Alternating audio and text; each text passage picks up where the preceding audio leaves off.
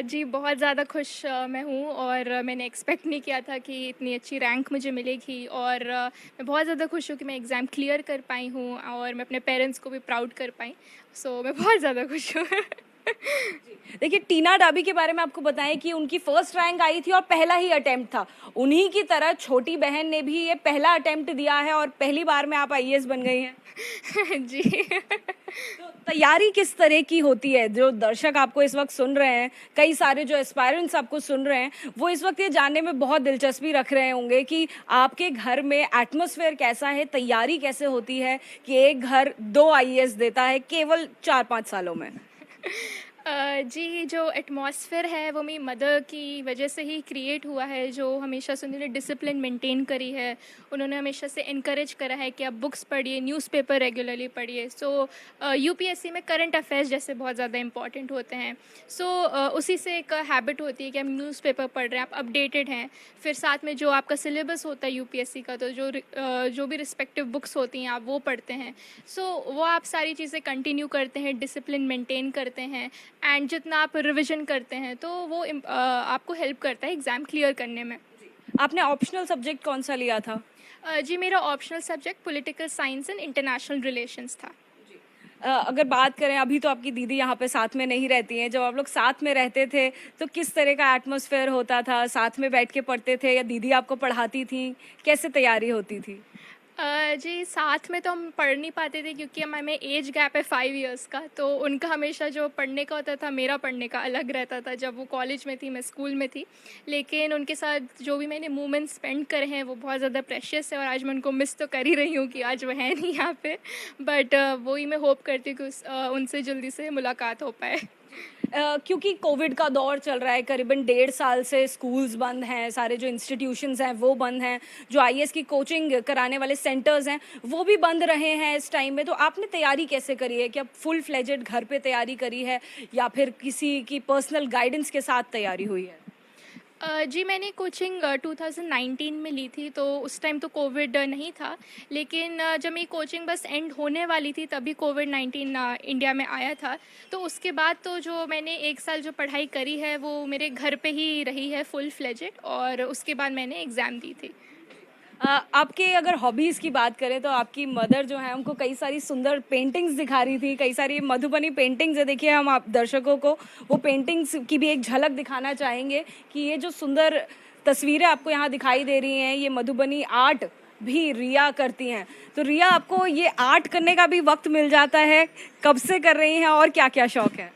जी, painting मैंने school time से ही start करी थी और वक्त बस निकालना पड़ता है क्योंकि मुझे बहुत अच्छा लगता है। जब मैं पेंटिंग करती हूँ तो मुझे बहुत रिलैक्स्ड फील होता है। तो जब एग्ज़ाम के टाइम भी आप प्रिपेयर करते हो, कभी कभी आपको एक स्ट्रेस बस्टर भी चाहिए होता है क्योंकि एग्ज़ाम ही बहुत ज़्यादा टाइम कंज्यूमिंग और डिफ़िकल्ट है। तो इसलिए मैं पेंटिंग करती हूँ। जैसे आप देख रहे हैं तो ये सौरा पेंटिंग्स हैं और वहाँ पे मधुबनी पेंटिंग्स लगी हुई हैं। तो मेनली जो इंडिया का फ़ोक आर्ट है उसमें मैं काफ़ी ज़्यादा इंटरेस्टेड हूँ। इसी के साथ में बताएं कि जिस तरीके से यूपीएससी को देखा जाता है, ये देश का सर्वश्रेष्ठ एग्ज़ाम है जिसको क्लियर करना बहुत मुश्किल होता है, लोगों की सालों की तपस्या उसमें लग जाती है। तो इतने सर्वश्रेष्ठ श्रेष्ठ एग्ज़ाम के लिए जब आप बैठते हैं तो आप कितने घंटे आपको पढ़ना पड़ता है, कैसी तैयारी करनी पड़ती है? जी, जैसे आपने बोला एग्ज़ाम बहुत ज़्यादा डिफ़िकल्ट है, तो इसमें ये तो होता ही है कि आपको कुछ सैक्रिफ़ाइसेस करने होते हैं। जैसे आपको अपनी सोशल लाइफ़ थोड़ी रिड्यूस करनी होती है, आप सोशल मीडिया से हट जाते हैं, फ्रेंड्स से थोड़ी कम बात होने लग जाती है, ज़्यादा बातें तो बुक्स से होती हैं। तो मेरा एक्सपीरियंस रहा है तो डेली 8 टू 10 आवर्स तो पढ़ना ही होता है मेरे हिसाब से। तो ऐसे में कई सारी चीज़ें हैं जो आपको सैक्रिफाइस करनी पड़ती है। जैसा आपने कहा कि सोशल मीडिया से भी आपका कनेक्शन हट जाता है, तो स्ट्रेस बस्टर के लिए आप पेंटिंग्स का सहारा लेती हैं। और वो कई सारे लोग जो आपको सुन रहे हैं, जो अनफॉर्चुनेटली क्लियर नहीं भी कर पाए हैं, उनको आप क्या कहना चाहेंगी? उनको कोई टिप्स देना चाहेंगी? पढ़ाई के लिए क्या ज़रूरी चीज़ें हैं जो आपने फॉलो करी? जी, मैं उनको यही कहना चाहूँगी कि पहली बात तो वो एग्ज़ाम उन्होंने देने का डिसीजन लिया है, वो ही बहुत ज़्यादा करेजियस है क्योंकि एग्ज़ाम बहुत डिफ़िकल्ट है। तो उनको मैं यही कहना चाहूँगी कि वो अपनी होप लूज़ ना करें और बने रहें, अपना हार्ड वर्क करते रहें और अपना बेस्ट दें। और बाकी जो टिप्स हैं मेरे हिसाब से सबसे इम्पॉर्टेंट यही है कि रिविज़न बहुत ज़्यादा इम्पॉर्टेंट है क्योंकि इसका सिलेबस बहुत ज़्यादा वास्ट है। आप जितना रिवाइज़ करेंगे उतनी चीज़ें आपको याद रहेंगी। जितना आप कवर अप कर सकते हैं, जितनी इंपॉर्टेंट बुक्स आप रिवाइज़ कर सकते हैं, वो काफ़ी हेल्प करेंगी। देखिए रिया डाबी की मम्मी से भी हम लोग बात करते हैं। बधाइयाँ मैम आपको भी बहुत, क्योंकि आपके घर में टीना डाबी का भी नाम हर कोई जानता है। वो फर्स्ट टॉपर रही 2015 में, अब आपकी छोटी बेटी भी आईएएस बन गई है। किस तरीके की तैयारियां आपने करवाई हैं अपनी बेटियों से, क्योंकि सारा श्रेय वो आप ही को दे रही हैं।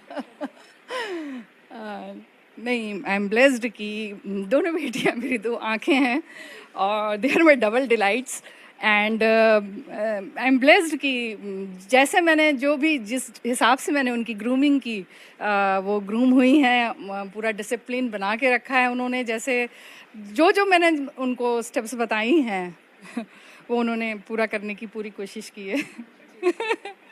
मैम भारत में जो है एक रूढ़िवादी भारत भी बसता है, जहाँ पर बेटियों को आज भी बहुत ज़्यादा वेलकम नहीं किया जाता है। लेकिन आपने जिस तरीके से परवरिश की है, आपकी बेटियां आज आपकी सबसे बड़ी पहचान है, उस बारे में क्या कहेंगे? जी, ये मेरे लिए बहुत गर्व की बात है कि जब एक माँ को उसकी बेटियों के नाम से जाना जाता है, इससे बड़ी खुशी मेरे लिए कुछ नहीं हो सकती। मुझे सब कुछ मिल गया। आपकी आंखें भी हमें नम होती हुई दिखाई दे रही हैं। ये खुशी के जो आंसू हैं, ये बहुत खूबसूरत है। Thank you. तो अगर आप बताएं कि किस तरीके से, कितने घंटे और कैसे सैक्रिफाइसेस आपकी दोनों बच्चियां करती थी और कैसे पढ़ाई करती थी? आपको क्या रोकना पड़ता था कि थोड़ा कम पढ़ाई करो? जी जी, बिल्कुल ये बात सही है कि मुझे रोकना पड़ता था कि भाई बहुत हो गया, 15 घंटे हो गए, अब इससे ऊपर नहीं, 12 घंटे हो गए भाई, इससे ऊपर नहीं, मुझसे बात भी करिए। और सबसे अच्छी बात दोनों बेटियों में ये थी कि उन्हें पढ़ना यानी उन्हें एक गेम लगता था, उन्हें एक खेल लगता था, एक उन्हें मज़ा आता था पढ़ने में। जी। रिया डाबी और टीना डाबी के फादर भी हमारे साथ हैं, उनसे भी बात करते हैं। सर आपको बहुत कंग्रेचुलेशंस, आप भी खुशी से फूले नहीं समा रहे। Thank you so much because it is a great achievement and I am happy that now my both daughters are IAS, so it's a proud moment for our family and we are really happy.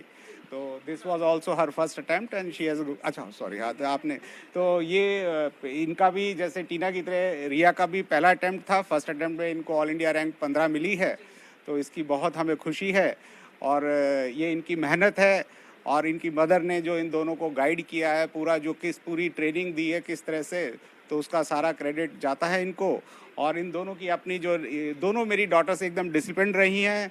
उन्होंने देखा है कि जो हमने सोचा है कि करना है उसको अचीव किया है। पहले उन्होंने अगर टारगेट रखा है कि मुझे दिन में 10 घंटे पढ़ना है तो उन्होंने पढ़ा है। अगर एवरी डे का जो टारगेट डिसाइड किया था, सेट किया था, उसको जब तक वो कंप्लीट नहीं करती थी, सोती नहीं थी, मेरे को कहना पड़ता था रात में, बेटा बहुत पढ़ ली हैं और रात को लेट भी सो रहे हैं, तो पता चला सवेरे भी जल्दी उठ गई हैं। तो मैं तो मना करता था, नहीं बेटा, नींद स्लीप भी होना पूरी प्रॉपर ज़रूरी है। तो इस कारण से इन लोगों को पूरा इनकी मेहनत और ये इसका आज फल मिला है, जिसके लिए हम सब बहुत खुश हैं। सर क्या आप लोग स्ट्रिक्ट पेरेंट्स हैं या फिर एक बहुत ही लीनियंट पेरेंट्स हैं? क्योंकि जब ऐसा सुनाई देता है, ऐसा कोई भी दर्शक अगर देख रहा है, वो सुनता है और समझता है, तो वो शायद ये सोच सकता है कि बहुत स्ट्रिक्ट एटमॉस्फेयर होगा। ये हम रिया से पूछते हैं, क्या आपके पेरेंट्स स्ट्रिक्ट हैं? मैं ये बोलूँगी कि मेरे पेरेंट्स परफेक्ट कॉम्बिनेशन है, स्ट्रिक्ट भी है, लीनियंट भी है, जो एक्चुअली होना चाहिए। जब स्ट्रिक्ट होना है कि आपको पढ़ना है, आपको ये काम करना है, तब वो होते हैं, बट जब आपको एंजॉय करना है, आपको रिलैक्स करना है, तब वो लीनियंट भी होते हैं। सर रिया और टीना की अगर बात करें तो क्या बचपन से ही वो एक A1 ग्रेड स्टूडेंट्स रहे हैं? दोनों स्कूल में, कॉलेज में दोनों टॉपर्स रहे हैं, हमेशा नंबर 1 रहे हैं। और पढ़ाई के अंदर मतलब इनके स्कूल के टीचर्स हों, कॉलेज के टीचर्स हों, उन्होंने हमेशा अप्रिशिएट किया है। दोनों डॉटर्स ने एक्सीलेंट किया है, मतलब they were the toppers in school also, college also. School में भी इनका पूरा जो सर्टिफिकेट्स नाम मिला है वहाँ लगा है सब इनको, कि रिया भी टॉपर रही है, टीना भी टॉपर रही है स्कूल। सर क्योंकि आपका और मैम का जो फील्ड है वो पूरी तरह से डिफरेंट है। जो जिस फील्ड में टीना डाबी और जिस फील्ड में रिया डाबी अब पहुंची हैं, इस फील्ड से आप लोगों का दूर दूर तक वास्ता नहीं है। देखिए ऐसा है कि हम दोनों जो हैं, हम भी यूपीएससी से क्लास 1 सर्विस से दोनों हैं। जैसे मैं अभी मिनिस्ट्री ऑफ कम्युनिकेशन में हूँ, तो ऐसे ये भी थी, तो इन्होंने इस चीज़ को समझा और हम दोनों ने समझा कि जो इंडिया के अंदर अगर जो बेस्ट सर्विसेज हैं, जहाँ पर आप कंट्री के लिए कुछ डिवोट कर सकते हैं, आम आदमी के लिए कुछ कर सकते हैं, तो वो आईएएस है। तो फिर इन्होंने अपनी इस एक क्लास 1 सर्विस को सिर्फ इसलिए इन्होंने छोड़ा, वो एक वीआरएस लिया कि मुझे अपनी दोनों डॉटर्स को इस लाइन में डालना है, ग्रूम करना है। तो ये हमने स्कूल से ही फाउंडेशन ऐसा डाल दिया था और दोनों उसमें डॉटर्स ने इसके अंदर आगे बढ़ के इंटरेस्ट लिया और आगे अपनी मेहनत की और इस कारण से ये आईएएस में बन पाई। जी बिल्कुल। देखिए रिया से एक आखिरी सवाल और पूछ लेते हैं। रिया, कौन से स्टेट में आप रहना चाहेंगे और क्या काम है, क्या फोकस रहेगा आपका जो आप बदलाव चाहते हैं कि आप लेकर आएंगे? जी मेरा फर्स्ट प्रेफरेंस तो राजस्थान स्टेट ही है और वहाँ